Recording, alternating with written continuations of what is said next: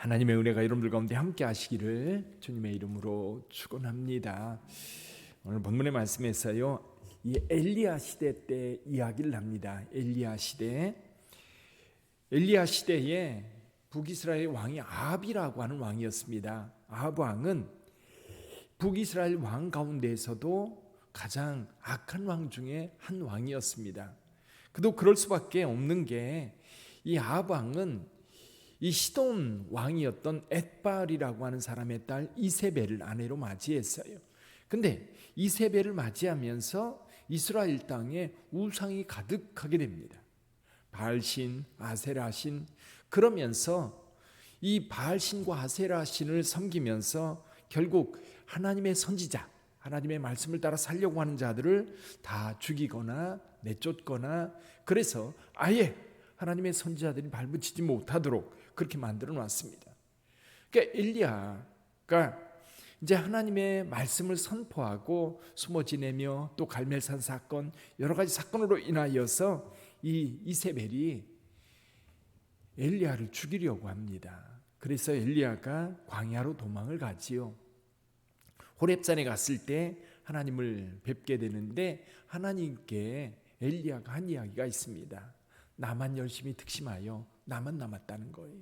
이스라엘에 아무도 하나님을 찾는 자 없고 하나님의 선지자들이 아무도 남지 않았다라고 할 때에 하나님께서 하신 말씀, 아니다, 나를 위해서 바알에게 무릎 꿇지 않은 7,000명을 남겨두었다. 엘리야가 생각할 때에 이제는 하나님을 믿는 신앙이 끝났다는 거예요.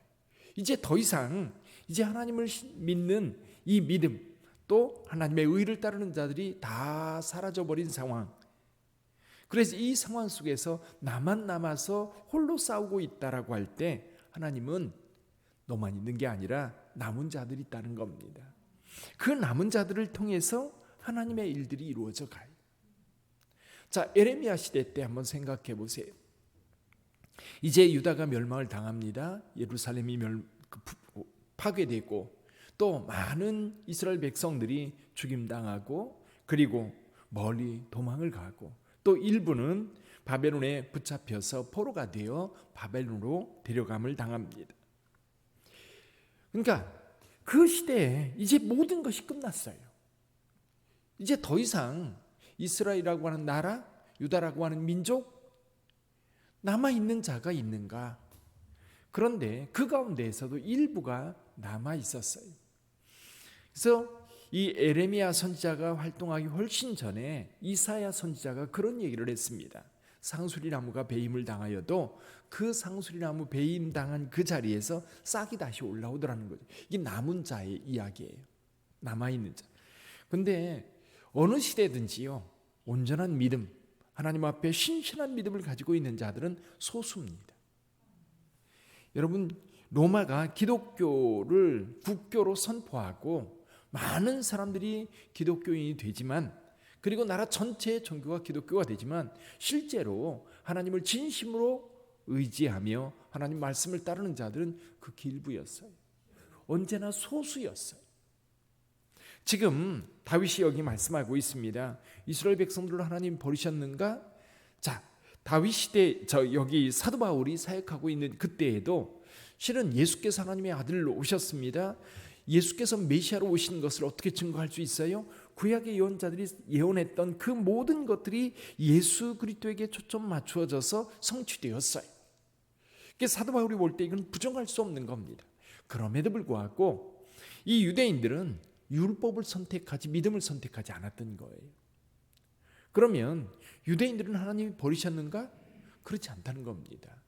그 중에도 하나님을 온전히 믿는 이 남은 자들이 있어서 그들을 통해서 하나님의 역사가 이루어져 가고 있었던 겁니다. 이스라엘 백성들을 버린 게 아니었어요. 오히려 이스라엘 백성들, 예수께서도 유대인으로 오셨고, 그리고 예수님의 12 제자들 모두 이방인입니까? 유대인입니까? 유대인이에요.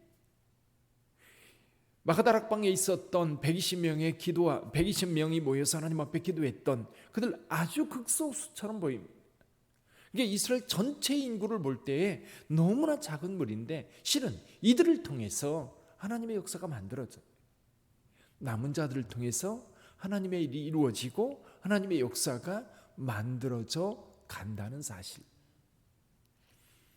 근데 우리는 이 모든 것이 끝났다, 이제 더 이상 소망이 없다. 자, 그럼 오늘 우리 시대는 어떤가요? 오늘 우리 시대에 기독교가 과연 사회에서 인정받고 사랑받고 대접받고, 여러분 어느 시대든지요, 비기독교인들에게 기독교는 늘 이렇게 호의적으로 대우했던 적이 거의 없습니다. 거의 적대적이었어요. 그럼 그 가운데에서 기독교가 그럼에도 불구하고 하나님의 역사를 만들어서 오늘까지 이어져 왔어요. 한국교회 여전히 살아있습니다. 여전히 믿음이 있고요, 여전히 온전히 하나님 앞에 서 있는 줄 믿습니다.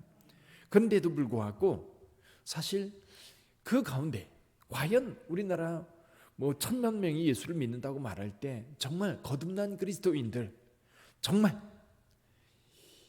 내가 예수 믿는다는 것 때문에 목숨을 요구할 때에 과연 기꺼이 나는 예수 믿습니다라고 고백하면서 그 길을 걸어갈 수 있는 사람들이 얼마나 될까?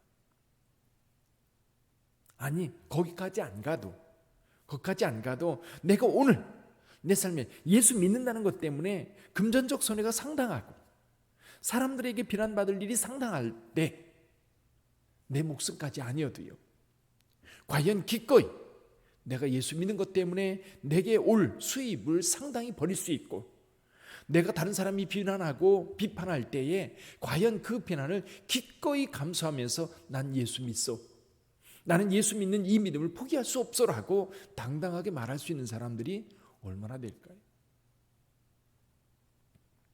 사실 그 생각해 보면 여전히 오늘날도 이 온전한 믿음을 가지고 있는 하나님의 의를 따르는 자들은 소수일 거라고 보는 겁니다. 근데 하나님의 역사는요, 이 소수 남은 자들을 통해서 하나님의 일들을 이어갑니다.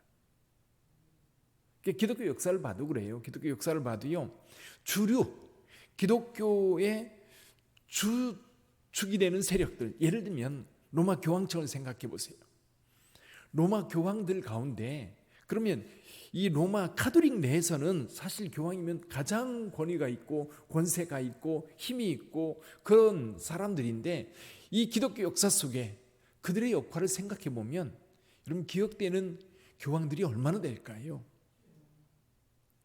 그러나 저 수도원에서 기도했던 몇몇 수도사들, 그런 사람들이 또 하나님의 의를 따라서 하나님의 말씀을 전파하고 그리고 하나님의 의를 위해서 자기를 희생했던 그런 자들을 통해서 기독교가 실은 오늘까지 왔어요. 오늘날도요, 우리 빛된 교회가 남은 자가 되기를 원합니다. 오늘 여기 계신 분들이 남은 자가 되기를 원합니다.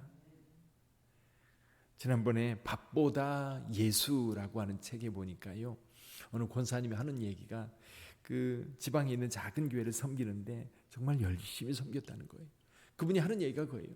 수백 명의 성도가 있지만 4명만 전적으로 헌신해도 교회가 살더라는 거예요. 교회가 부흥하더라는 거예요. 결국 소돔과 고모라는 의인 10명이 없어서 망했고요, 그 10명만 있어도 소돔과 고모라는 살았잖아요. 오늘날도 많은 교회들, 사실 교회 헌신하고 정말 교회를 위해서 기도하고 교회를 위해서 내 자신을 내어 섬기는 자들은 소수입니다. 그러나 그들 때문에 교회가 살고 그들 때문에 한국의 교회들이 살고 그들 때문에 기독교 역사가 이어지고 있는 거지. 그래서 오늘 저와 여러분들이 기도할 때 하나님, 제가 남은 자가 되게 해 주옵소서 기도하시기를 바랍니다. 내가 끝까지 믿음을 지키는 자가 되게 해 주옵소서. 어떤 상황 속에서도 나는 예수님을 포기할 수 없습니다. 예수님을 위해서 내 모든 것을 내어줄 수 있는 준비가 되어 있습니다. 고백할 수 있는 성도들이 되시기를 주님의 이름으로 축원합니다. 기도하겠습니다.